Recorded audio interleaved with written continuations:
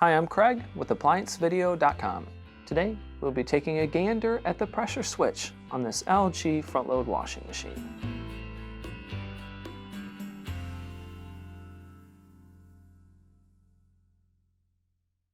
Stop. Before beginning any repair, always be sure to disconnect the power to the appliance. It is also recommended to test the outlet for the proper voltage. Remember to also turn off the water.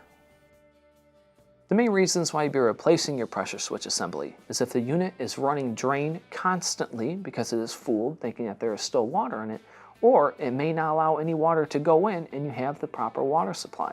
Now, click on the link below to view this repair video. ApplianceVideo.com guides you step by step, giving you the confidence to avoid recalls and callbacks, also saving time on repairs. Whether you're up against an uncommon repair or the latest appliance on the market, our videos have been created with you in mind. Our growing library of videos have been produced using our factory-certified technicians who have extensive infield experience over the past 30 years.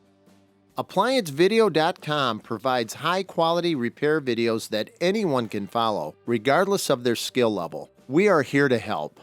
Click on the link below to view this repair video and let us help you do it right the first time.